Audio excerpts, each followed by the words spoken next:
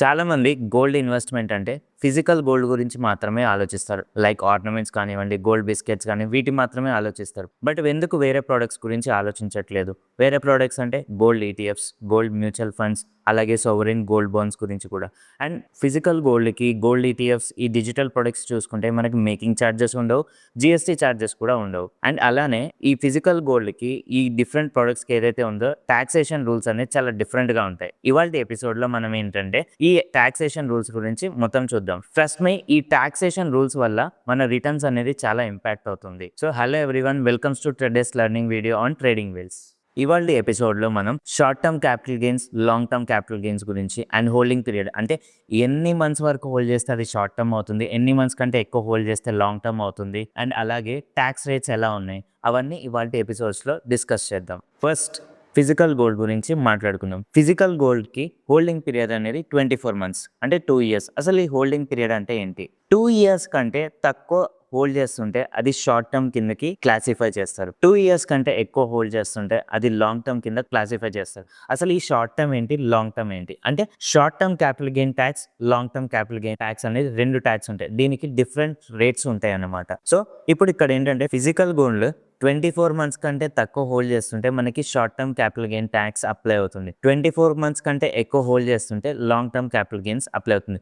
For example, ఇప్పుడు మీరు gold కొన్నారు. ఒక certain amount of gold like 1 lakh అనుకోండి. మీకు అవసరం వచ్చి 2 ఇయర్స్ లోపు 24 మంత్స్ లోపు అమ్మితే గనక దాని మీద short term capital gain tax పడుతుంది. ఇక్కడ ట్యాక్స్ రేట్ అనేది ఏమి లేదు ఇక్కడ short term capital gain tax లో. బట్ ఆ ఇన్కమ్ ఏంటంటే మీ ఇన్కమ్ ట్యాక్స్ స్లాబ్ ఎలా ఉందో ఆ స్లాబ్ లోకి ఇంక్లూడ్ చేసి ట్యాక్స్ అనేది క్యాలిక్యులేట్ చేస్తారు. బట్ ఇన్ కేస్ మీరు ఫిజికల్ గోల్డ్ కొని 2 ఇయర్స్ తర్వాత అమ్మితే గనక మీకు ఏంటంటే long term capital gain tax అనేది అప్లై అవుతుంది. ఇక్కడ long term capital gain tax rate ఎంతంటే 12.5% వితౌట్ ఎనీ ఇండెక్సేషన్. ఇప్పుడు మీకు వచ్చిన ప్రాఫిట్ మీద 12.5% అనేది డిడక్ట్ చేసుకొని రిమైనింగ్ అమౌంట్ అనేది మీకు ఇస్తారనమాట.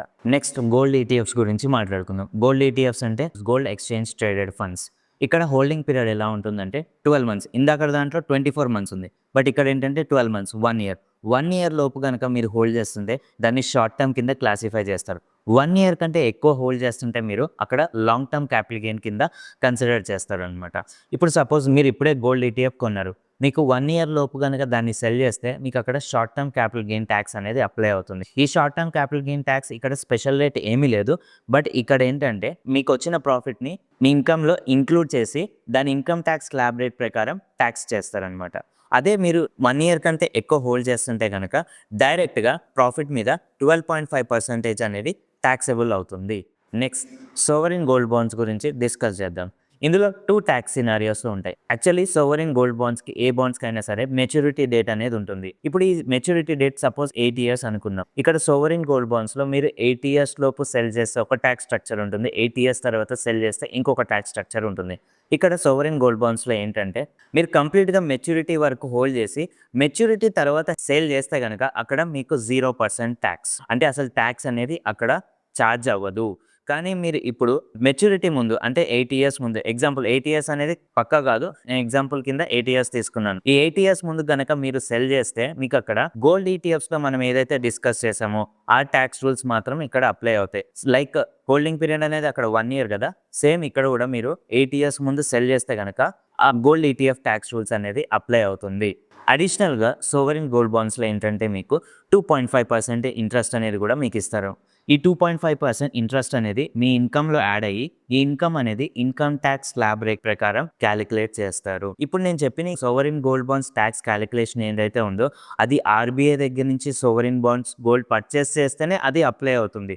బికాజ్ ఎందుకంటే మీరు బ్రోకర్ నుంచి పర్చేస్ చేసిన, ఏ ఇంటర్మీడియరీ దగ్గర నుంచి పర్చేస్ చేసినా ఇప్పుడు చెప్పిన ట్యాక్స్ క్యాలిక్యులేషన్ అప్లై అవ్వదు. రీసెంట్గా బడ్జెట్లో మనకు వచ్చిన చేంజ్ ఏంటంటే మీరు ఇన్ కేస్ గోల్డ్ బాండ్స్ అనేవి ఆర్బీఐ దగ్గర నుంచి కాకుండా ఇంటర్మీడియరీ దగ్గర నుంచి పర్చేస్ చేస్తే మీరు మెచ్యూరిటీ తర్వాత సేల్ చేసినా కూడా మీకు అక్కడ 0% ట్యాక్స్ రేట్ అప్లై అవ్వదు. మీరు ట్యాక్స్ పే చేయాల్సి వస్తుంది.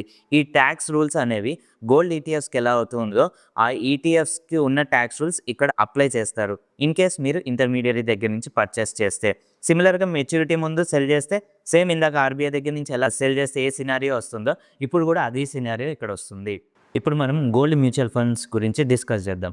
ఈ గోల్డ్ మ్యూచువల్ ఫండ్స్కి ఫిజికల్ గోల్డ్కి ఉన్న ట్యాక్స్ రూల్సే అప్లై అవుతాయి. అంటే 24 మంత్స్ అనేది హోల్డింగ్ పీరియడ్ ఉంటుంది. 24 మంత్స్ ముందు వరకు హోల్డ్ చేస్తే అది షార్ట్ టర్మ్ గాను, 24 మంత్స్ కంటే ఎక్కువ హోల్డ్ చేస్తే అది లాంగ్ టర్మ్ గాను క్లాసిఫై చేస్తారు.